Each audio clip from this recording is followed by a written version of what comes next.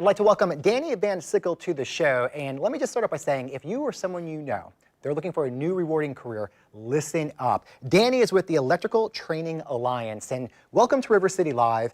Thank you for having me. And this is pretty neat because I had a lot of questions before we even sat down here and talked with the viewers on this, and it's pretty interesting because it really is a win-win as far as the program is concerned. So can you start out by giving an overview what you are all about? All right, so we're a 5-year electrical apprenticeship. Our students work full-time jobs during the day, and they go to school 2 nights a week. Start out making about $30,000 a year plus benefits. Finish up making over $60,000 a year plus the benefits that go along with it. Yeah, so that's what's kind of interesting because a lot of times with trades or even college, you have to pay really for the experience you're getting, not in this case. That you're actually getting paid for it. Absolutely. So there is no tuition with us. So our school is sponsored by 2 major organizations, the International Brotherhood of Electrical Workers and the National Electrical Contractors Association.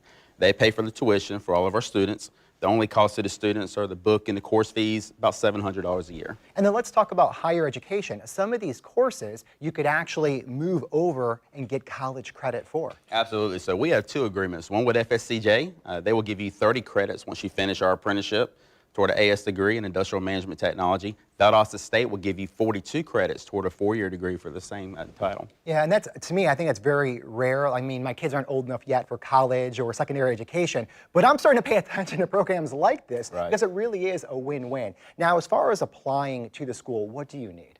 So in order to get into the school, you have to get interviewed. And in order to get interviewed, there's certain requirements you got to have. You have to upload your high school transcripts, valid driver's license, take an aptitude test. Once you do all these things, then you qualify for the interview. And once you get to the interview, then you get ranked. Yeah, that's really interesting. And what kind of projects are people doing that? Let's just start out with the apprenticeship. So let's say someone's brand new and they're there to learn. Right, so like anything else, when they first get there, they are just doing whatever needs on the job. But they are put with what we call a journeyman. So they have direct supervision the whole time that they're there. That journeyman shows them on the job the small tasks, and then they build on them on top of there. So basically, like as time goes on, you start doing more and more, and at really one point in time, you're kind of, I guess the cord is cut, yeah, and you're ready to go. So the more you learn, the more responsibility that you get. So when you get to the point that you're finished with your apprenticeship, obviously you don't know everything right then, but you're at least at a point where you can start working by yourself and you can start having an apprentice work for you at that point. So we kind of like to see it as paying it forward. And then what about age? How old do you have to be? So you have to be 18 to apply, unless you're a high school senior. Then if you're 17, you can apply there. You just have to get us paperwork from your guidance counselor telling us that you're on track to graduate high school. Yeah, again, this just seems like a great program, and obviously you have a couple different agencies working together.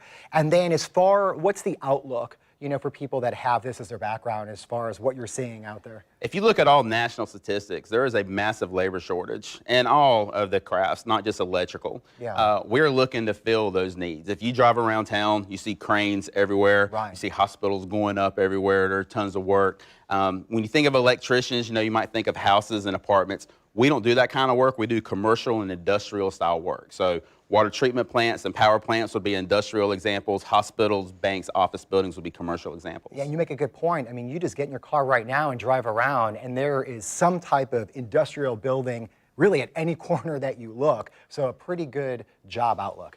There is, and you know, there's a need that we need to fill, and that's what we're trying to do. All right, if you'd like to learn more, you can go to etajax.org, and I highly recommend you do that because there's testimonials and things like that where people actually ask questions or they went through the program, so that's really cool. And the number is 904-737-7533. Danny, thank you, we appreciate it. Thanks for having me. Stick around, more to come right after this.